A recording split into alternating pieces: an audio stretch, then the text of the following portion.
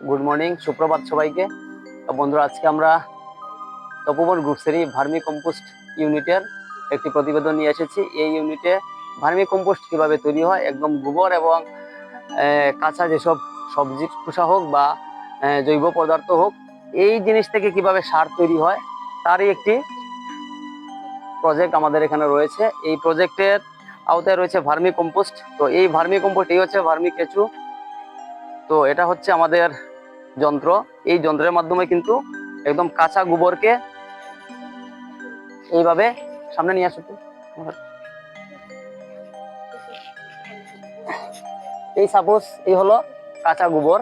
তো এই গোবরকে এই যন্ত্রের মাধ্যমে কিন্তু আমরা এই জায়গায় এসে পৌঁছে গেছি, আর আমাদের কিছু করতে লাগবে না। এবার এদের আমরা কিভাবে ভরণ পোষণ দেব, কিভাবে আমরা রাখবো, তারই আজকের এই ট্রেনিং এ আলোচনা করা হবে। যোগ এবং আয়ুর্বেদকে সঙ্গে নিয়ে আমরা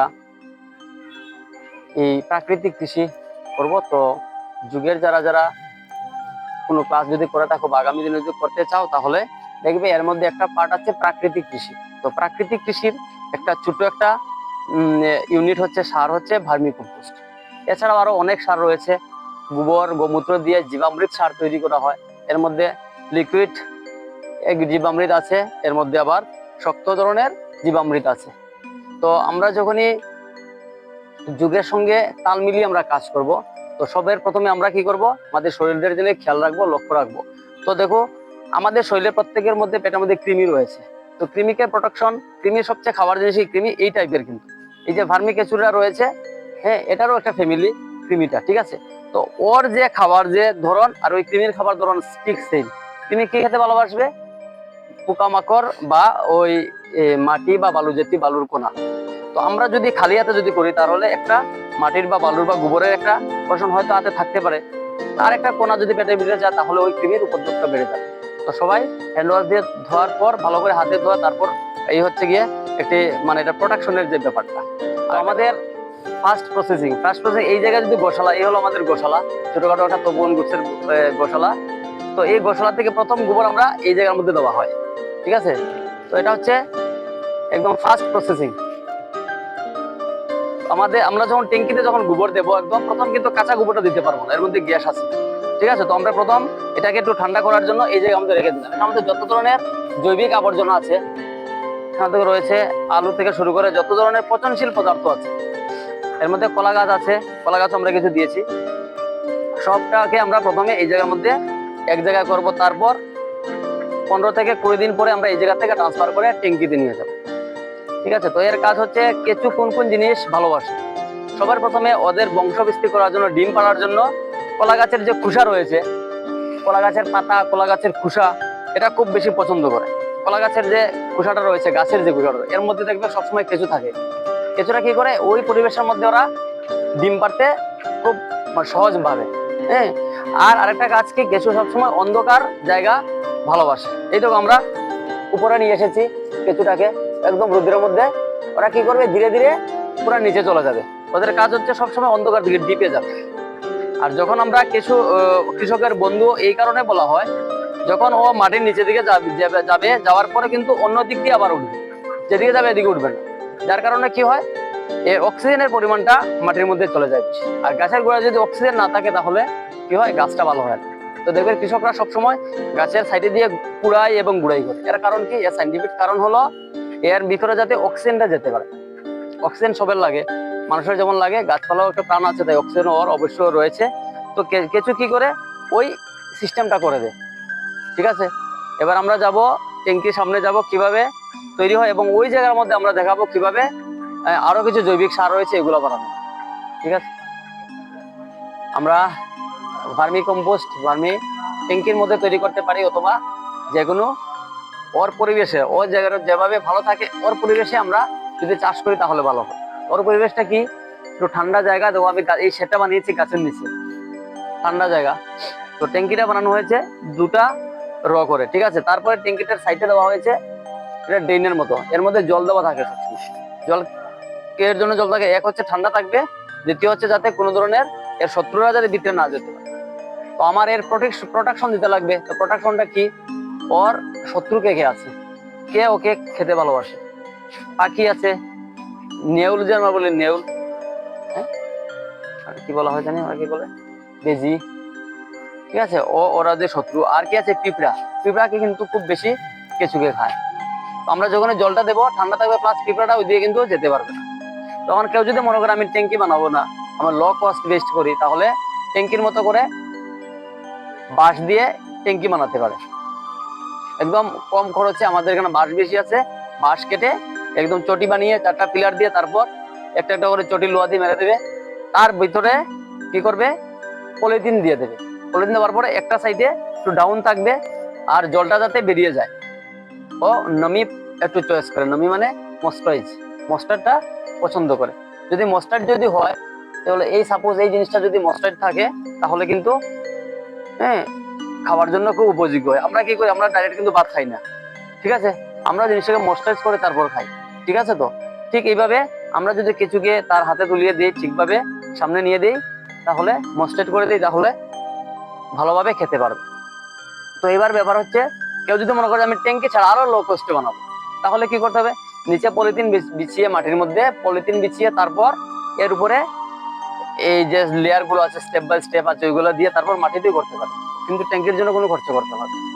আমাদের মেইন কাজ হচ্ছে ওর উপযোগী পরিবেশ তৈরি করব, ওকে ভালো পারফরমেন্স দেওয়ার চেষ্টা করব, তখন খুব তাড়াতাড়ি হবে। এখন কেউ কেউ ভাবে, কেউ কেউ বলে, কেউ প্রশ্ন থাকে কিন্তু যে কতদিনে হয়, এর কিন্তু মানে সিম্পল মানে সংক্ষিপ্ত কোনো উত্তর নেই, কোনো নির্দিষ্ট কোনো দিন নেই। পরিষ্কার কথা, 3 মাসে হতে পারে, কেউ 6 মাসও লাগতে পারে। আমার প্রথম দিকে 6 মাস 7 মাস লাগতো, ঠিক আছে। তো ওর পরিবেশের উপরে নির্ভর করবে। ওকে তুমি যত সুন্দর করে সিস্টেম করে দেবে, ও তাড়াতাড়ি খাবে। খাওয়ার পর যে টিস্যুটা করবে, এটাই হচ্ছে ভার্মি কম্পোস্ট। ওর টিস্যুটা, ওর যে ভুরভুরা মাটিটা কিভাবে হয়, ও খাবে, খাওয়ার পর যে টিস্যুটা করবে, এটাই হচ্ছে ভার্মি কম্পোস্ট।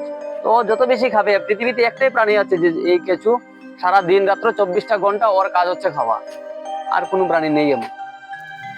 কৃষক কি সুন্দর বুদ্ধি করে ওর বন্ধুকে নিয়ে নিয়েছে, ওর সারা জীবন কাজে লাগে, ঠিক আছে। একদিকে মাটির উর্বরতা ভালো করে, একদিকে সারা দিন রাত 24 ঘন্টা খায় আর খায়, তারপর টিস্যুটা তৈরি করে। তো এবার আমি মূল পার্টে যাচ্ছি। মূল পার্ট হচ্ছে আমরা কিভাবে এই ট্যাঙ্কির মধ্যে আমরা কেঁচুকে ব্যবহার করব। তো আমরা একদম ফার্স্ট নিচের লেয়ার আমরা কিভাবে রাখবো, জল যাতে জমা না থাকে এরকম একটা স্লোপ করতে লাগবে, এবং স্লোপের ওই পাশে একটা ছিদ্র থাকবে, যাতে করে যতগুলো জল আছে জলগুলো একটা জায়গায় জমা হয়। এটা হচ্ছে একটা জৈবিক সার, এটা লিকুইড সার, এটার নাম হচ্ছে ভার্মি পোস বা তরল ভার্মি সার। তো এটা কি হবে, এটা যত ধরনের এটার কেঁচুর সব ধরনের যে নির্যাস আছে, নির্যাসটা গিয়ে ওই নিচের ট্যাঙ্কির মধ্যে জমা হয়। আমি একটা ট্যাঙ্কি বানিয়ে রেখেছি, নিজের মতো করে দিয়ে দেখাবো আর কি।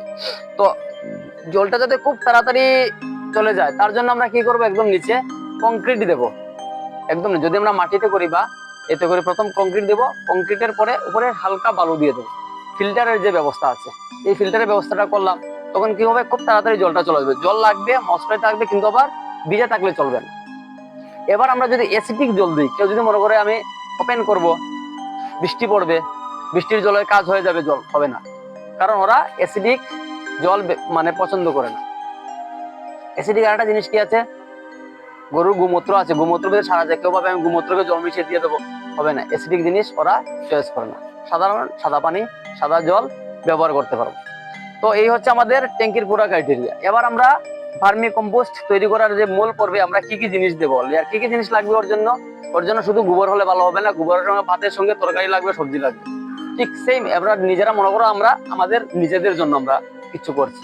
তো তাহলে কি দেবো, আমরা কলা গাছের টুকরা দিব, কচুরি পানা দিতে পারি, যত ধরনের পচনশীল পদার্থ আছে সব এই ট্যাঙ্কির মধ্যে দেওয়া যাবে। তবে এদেরকে আলাদা জায়গায় রেখে একটু ডিকম্পোস্ট করে তারপর দেবো আমরা। ডিকম্পোস্ট মানে হচ্ছে এটাকে জাস্ট একটু মানে শক্ত জায়গাটা একটা একটু নর্মাল করে তারপর এর মধ্যে দেবো। তো কলা গাছকে কি করবো, আমি কলা গাছ লাগিয়ে রেখেছি, কলা গাছকে টুকরো টুকরো ছোট ছোট করে তারপর কলা গাছের একটা লেয়ার দিতে পারি, আবার কচুরি পানার একটা লেয়ার দিতে পারি, বা যত ধরনের লতানো কিছু গাছ আছে আমাদের কাজে লাগে না, অনেক লতানো কিছু গাছ রয়েছে যেগুলো আগাছা ভাবে আগাছা থাকে, ওই আগাছাকে আমরা দিতে পারি। আমরা কোন লেয়ারে দেবো, আমরা যদি ট্যাঙ্কি বানিয়ে নিই তাহলে আমাদের বুঝতে লাগবে কোন লেয়ারে। মাটিতে যদি যেই পলিথিনে দিয়ে যদি গরম থাকে, তাহলে আমরা প্রথমে গোবর দিয়ে দিলাম, না হলে আমরা কি করব, প্রথমে নিচে হয় কোনো আগাছার টুকরো টুকরো করে দিয়ে দিলাম, কচুরি পানাও দিতে পারি, অথবা কলা গাছকে দিতে পারি। ফার্স্ট লেয়ারটা কতটুকু হবে, আনুমানিক 3 ইঞ্চি বা 4 ইঞ্চি হবে একটা লেয়ার। তো প্রথম লেয়ারটা আমরা কি দেব, প্রথম লেয়ারটা আমরা দিয়ে দেবো কচুরি পানার হোক বা কলা গাছের লেয়ারটা, ঠিক আছে, ফার্স্ট লেয়ার। তারপরের লেয়ারটা কি দেবো, তারপরের লেয়ারটা থাকবে গোবর, গরুর গোবর, সেকেন্ড লেয়ারটা, ঠিক আছে ঠিক আছে। তো সেকেন্ড লেয়ারটা যদি আমরা গোবর দিয়ে দিই, তো 2টা লেয়ার হয়ে গেল। তারপরে আরেকটা লেয়ার আমরা কি দিতে পারি, আবার কলা গাছের টুকরো টুকরো করে দিতে পারি। এই হচ্ছে 3টা লেয়ার। এই 3টা লেয়ার আমরা পুনরাবৃত্তি করবো বারবার, যত সময় পর্যন্ত আমাদের ট্যাঙ্কিটা মোটামুটি 2 থেকে 1.5 ফুট না হচ্ছে, 1.5 ফুট থেকে 2 ফুট। সাপোজ কেউ তৈরি করে আবার বড় করে বেশি করে তাহলে বেশি করে করলে কি হবে, ও ঠিক মতো হবে না, এটা সাইন্টিফিক ভাবে হবে না। 1.5 থেকে 2 ফুট সাফিসিয়েন্ট ওর বিটের যে উচ্চতাটা, তখন খুব তাড়াতাড়ি হয়ে যাবে। তো আমাদের এই কাজকে বারবার করতে লাগবে। আমরা কোনটা করব, আমরা প্রথম লেয়ারে নিচের লেয়ারে একটা কিছু দেবো, কলা গাছ বা কচুরিপানা বা কোনো আগাছা জাতীয় পচনশীল, তারপর গোবর দেব, তারপর আবার পচনশীল আরেকটা জিনিস কলা গাছ দিয়ে দেবো। এই হচ্ছে 3টা জিনিস, 3টা জিনিসের লেয়ার 2বার বা 3বার দিয়ে দিলে তারপর কি হবে, ভার্মি কম্পোস্ট এর পুরা রেডি হয়ে যাবে। তারপর আমরা কি করব, ভার্মি কেঁচু ছেড়ে দেব এর মধ্যে। তারপরে লাস্ট কাজ থাকবে এটা দিয়ে ঢেকে দিয়ে দেওয়া। আমরা কিছুতে ঢেকে দিয়ে দেবো, যার কারণে অন্ধকার থাকবে, ঠান্ডা ঠান্ডা থাকবে, আর ওর পুরা পরিবেশটা ঠিক হয়ে থাকবে, এই পজিশনে থাকবে। তারপর কিছুদিন পর পর আমরা কি করব, এটা কিন্তু এই সমানে ছিল, এই সমানে ছিল, এটা কয়েকদিন পর এই নিচে অনেক কেঁচু রয়েছে,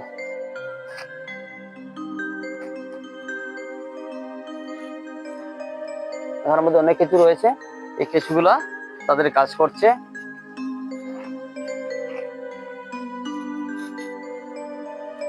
এই হলো আমাদের মেইন প্রসেসিং। এই প্রসেসিংটা আমরা 3টা লেয়ার বা 4টা লেয়ার দেওয়ার পরে আমরা কি করব, সপ্তাহে 1 দিন পর একটু জল ছিটিয়ে দেব, আর মাঝে মধ্যে একটু এটাকে গুড়াই করে কোড়াই করে দিয়ে দেবো। এদের কাজ চলছে। বাস, এই হলো আমাদের ভার্মি কম্পোস্ট তৈরি করার। যে কেঁচু গানও শুনে, কেঁচু গান শুনতে ভালো হয়, কিন্তু যেসব কেঁচু গান শুনে খুব ভালো, তার পারফরমেন্স থাকে। তো আমি এটারে একটু চিন্তা করলাম যে ব্যাপারটা আসলে কি। তো ওরা কি করে, কিছু ভার্মি কম্পোস্টের জায়গার মধ্যে মিউজিক লাগিয়ে দেয়, নর্মাল মিউজিক লাগে। তো নর্মাল মিউজিক লাগানোর পরে দেখা গেছে এটা ওর পারফরমেন্সটা বাড়ছে।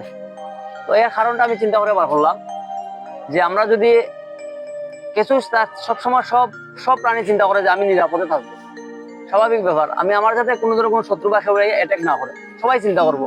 তো স্বাভাবিক এইভাবে এই প্রাণীরা চিন্তা করবো। তো যখন সে গান শুনবো বা কোনো মিউজিক শুনবো, নর্মাল মিউজিকটা শুনবো, তখন সে মনে করবো যে আমার জায়গার মধ্যে আমি খুব ভালো আছি, এই জায়গার মধ্যে মানে একদম মিউজিকটা শোনার পরে মনে করবো যে আমি একদম শান্ত পরিবেশে আছি, খুব ভালো পরিবেশে আছি। হ্যাঁ, তাহলে আমার কোনো শান্ত পরিবেশ, যখন আমার মাইন্ডটা ঠিক থাকবো, তখন আমার অটোমেটিকলি মন মানসিকতা ভালো থাকবো, আমার কাজটা আমার ভালোভাবে করতে পারবো। তো এই জিনিসটা পরীক্ষা করার লাগিয়া এই জায়গার ভিতরে আমি মৌমাছির একটা টেন্ট লাগাইছিলাম। তো মৌমাছির যে সাউন্ডটা কিভাবে ভ্রমরের মতো একটা গুঞ্জন করে ভ্রমরে, এটা সাউন্ডটা ঠিক মিউজিকের মতো, ঠিক আছে। তো আমরা কেউ যদি এটা লাগিয়ে দেখছি যে না আমার খুব ভালো হয়, তো কোনো একটা কারণে মৌমাছিরা গেছে দেখিয়া আমি এখান থেকে সরাই লিছি। তো মৌমাছি রাখার এই হচ্ছে মৌমাছি ফার্মিং, ঠিক আছে। এটার ভিতরে জল থাকবো যাতে পিঁপড়া যাতে উঠতে না পারে, তার লাগে এটা দেওয়া হয়েছে। এখানে মধ্যে মৌমাছির ট্যাঙ্কটা থাকবো, এখানের ভিতরে যখন এই মৌমাছি কন্ট্রোল নিয়ে ঢুকবো, তখন আলাদা একটা পরিবেশ হইব, আলাদা সাউন্ড হইব। তো এই সাউন্ডে ওরা মনে করবে যে আমি আরামসে একটা মানে বাইরে একটা জগতে আছি, বাইরে জায়গা আছে, আমার ভিতরে কেউ ইয়ে করার নাই, শব্দ এটা লাগিয়ে তো ডাকিয়ে দেওয়া হয়েছে, তারা ল্যাপটপ দিয়ে দেওয়া হয়ে গেছে, কোনো অসুবিধা নাই। আরামসে সাউন্ড একদম সিম্পল যখন সাউন্ড হইব, তখন তারা মনে হবে যে আমি মুক্ত পরিবেশে আছি, মুক্ত জায়গায় আছি, তারা খাস তারা আরো ভালো করে করবো। তো আমার এখানে ভার্মি কম্পোস্ট 45 থেকে 60 দিনের মধ্যে হয়ে যায়। কোনো একটা ইউনিট আমার 45 দিনে পুরো রেডি হয়ে গেছে, 45 দিনে পুরো কমপ্লিট হয়ে গেছে। ম্যাক্সিমাম 60 দিন যায়, আর কোনো কোনো সময় 45 দিনের ভিতরে কমপ্লিট হয়ে যায় ভার্মি একটা ইউনিট।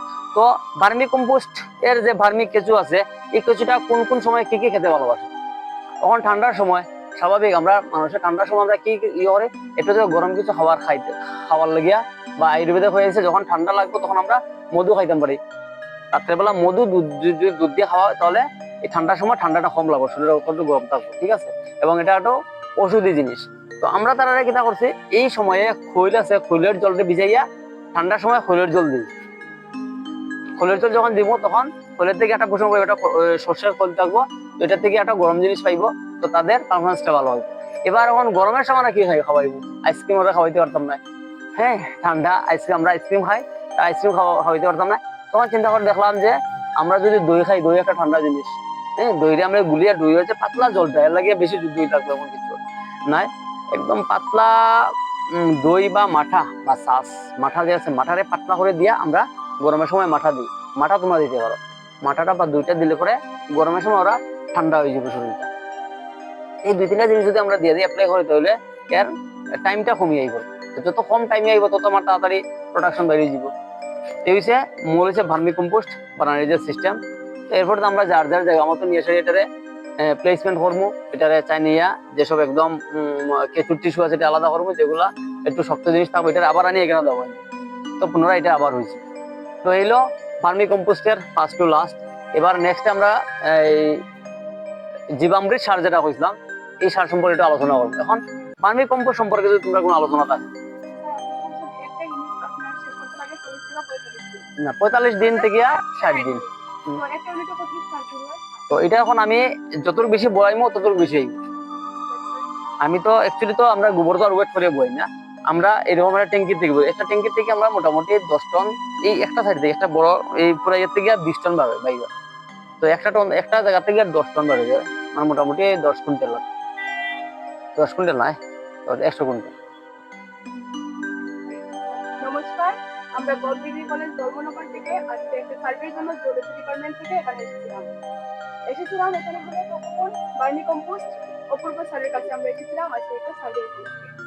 তো আসার পর স্যার আমাদেরকে ভার্মি কম্পোস্ট প্লাস জৈবিক সার, প্রাকৃতিক সার এবং উনি কোথা থেকে অনুপ্রাণিত হয়ে এই কাজটা করেছেন, এরকম নানা বিষয়ে আমাদেরকে অনেক অভিজ্ঞতা দিয়েছেন, যেগুলো আমাদের সত্যি খুব উপকৃত হয়েছে। এবং আমরা যে রিপোর্টটার জন্য এসেছি, আশা করি সেই রিপোর্টটা আমরা খুব ভালোভাবে তৈরি করতে পারবো এবং আমাদের কলেজ ডিপার্টমেন্টের ম্যাডামের কাছে নিয়ে দেবো, ওনার খুবই ভালো লাগবে।